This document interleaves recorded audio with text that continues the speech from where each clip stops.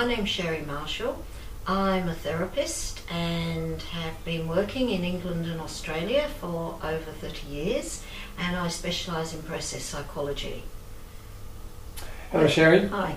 My name is Will and I've worked in Europe and in Australia. I'm in the creative arts. I'm the creative director of Chaplin. You were talking, Will, about some work you were doing at a school in Sydney this morning. That's right. Before we met up, yeah?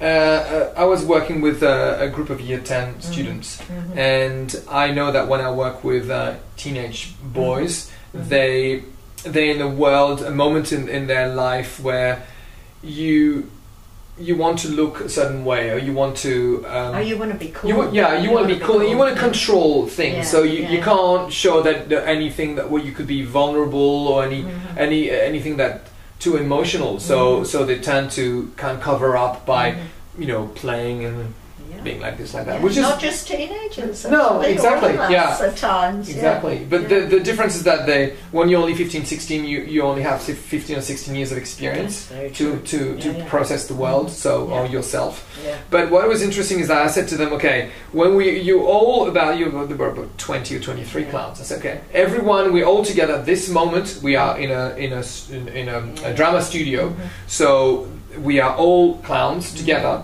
And we are all equally stupid, right? So there's something interesting in clowning, which is there's a hierarchy, which is very important. So you have one clown who might be dominant, so who believes that he or she is better than the other one. Can you show me that clown? Well, you've got clowns who.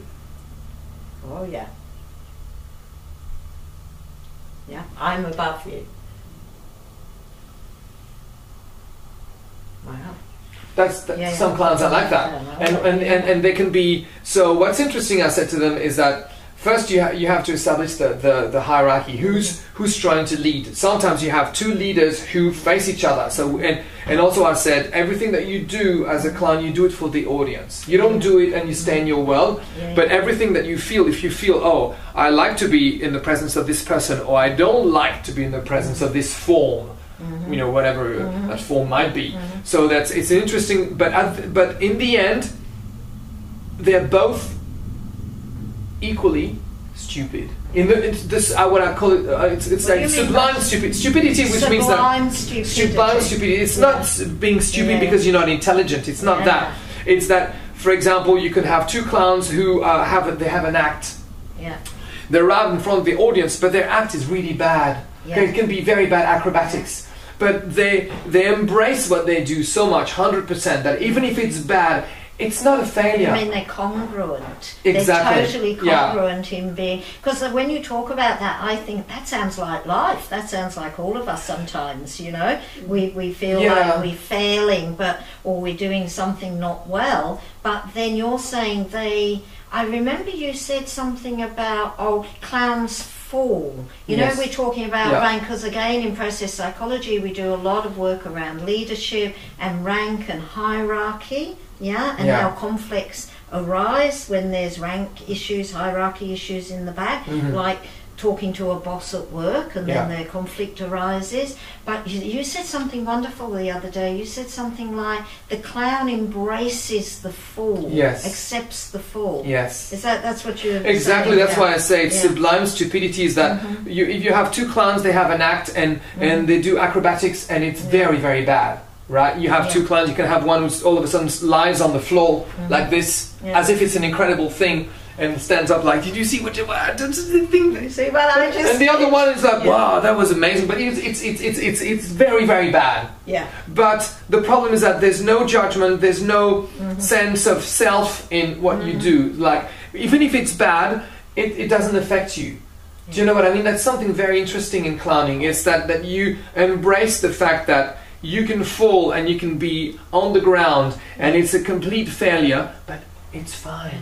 But there's no problem. When you say that, it reminds me of something Dr. Arnold Mindell said, who started process-oriented psychology. He said, why be attached to anything? you know.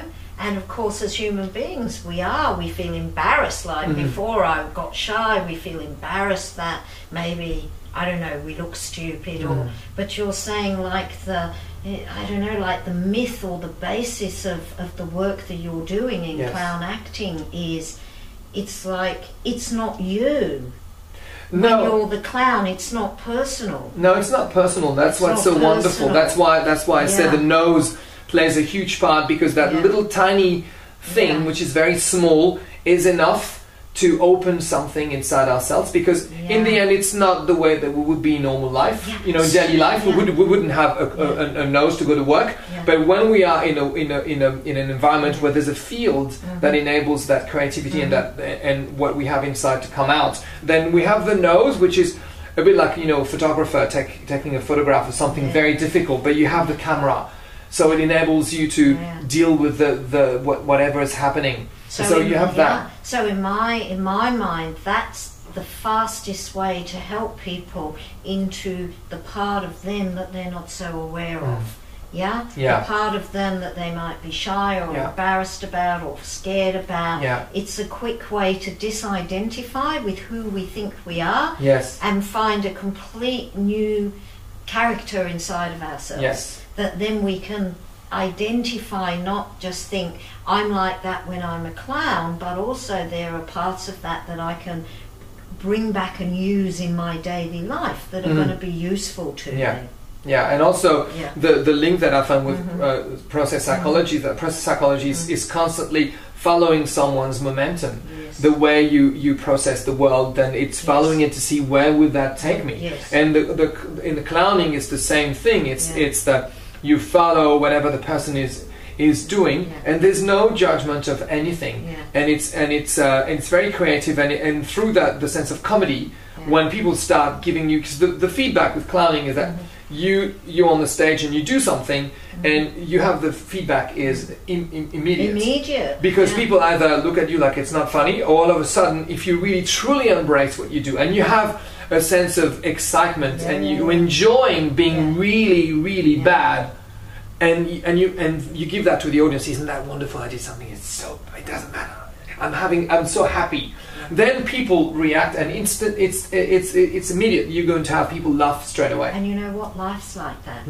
All around us, we're getting feedback. So learning how to recognize and know what the feedback is. And pick it up or not pick it up. We talk a lot about signals and feedback, very similar.